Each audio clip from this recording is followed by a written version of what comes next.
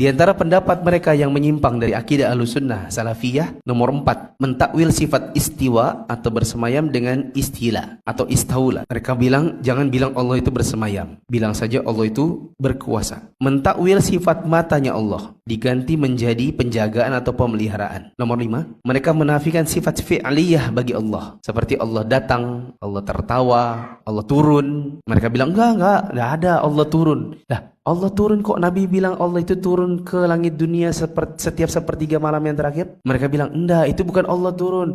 Karena kalau Allah turun, berarti Allah pakai apa? Melompat tangga, yang kalau turun berarti Allah itu hilang dari arsy-Nya. Itu versi mereka. Versi mereka adalah, kan Allah bersemayam katamu. Kalau Allah turun ke langit dunia berarti Allah gini, kluk gitu ya. Habis itu hilang dong Allahnya dari arsy, berarti kosong dong arsy-Nya. Apa konsekuensi berikutnya? Kata mereka, kalau kosong arsy-Nya, turun ke langit dunia, berarti besaran mana? Allah apa arsy? Kata mereka. Waktu pertama saya ikut kajian-kajian salaf, memang salah satu cabang paling berat itu adalah pelajaran asma wa sifat. Jadi kalau teman-teman kemudian saya bertanya, apa? Terus terdiam, ya saya maklumi karena memang ini pelajaran yang memang perlu diulang-ulang. Ya, karena kalau tidak, ya memang sulit memahaminya. Ini gini versi mereka. Allah itu semayam di atas arsy.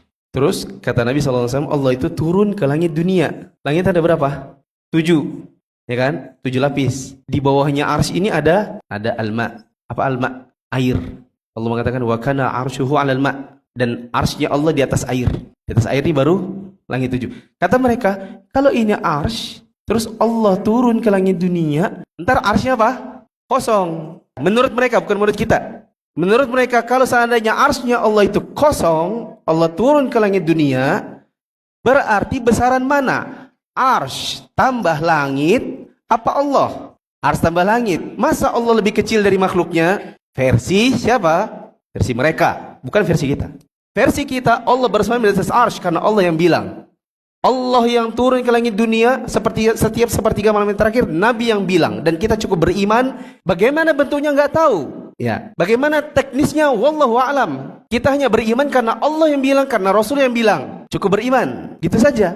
Kalau memang mau pakai logika, ya jelas saja logikanya. Oh, kalau gitu, kalau turun, arsy kosong dong. Kalau Allah ke sana, berarti arsy tambah langit, gedean arsy tambah langit dong. Ya kalau antum mau pakai akal, ya memang begitu. Makanya balik lagi nomor 1.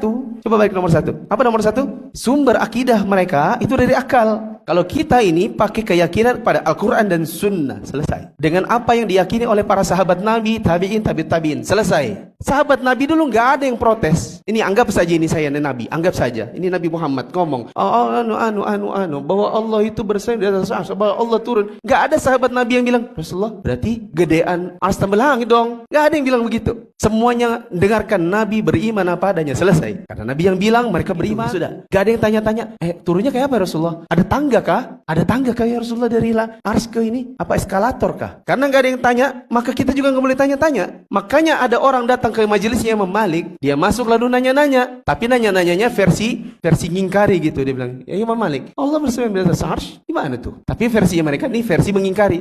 Si penanya ini maksudnya mengingkari bahwa Allah bersemayam di atas arsy. Maka Imam Malik jawabnya apa? Apa jawabnya teman-teman? Ini pelajaran ini berulang kali. Al-istiwa'u ma'lum. Terus, wal kaifu atau wal kaifiyatu majhul. Terus, wal imanu bihi wajib. Terus, wassu'alu anhu bid'ah. Istiwa bersemayamnya Allah itu maklum, diketahui dengan dalil. Bagaimana bentuknya majhul, enggak ada yang tahu. Sahabat Nabi dulu enggak ada yang tahu dan enggak ada yang protes-protes. Wal imanu bihi wajib, beriman bahwa Allah itu bersemayam wajib. Tanya-tanya bagaimana bentuknya istiwa, bid'ah. Ini kata siapa? Imam Malik. Terhadap laki-laki yang nanya-nanya tadi. Terus Imam Malik bilang, keluarkan orang ini, suruh keluar.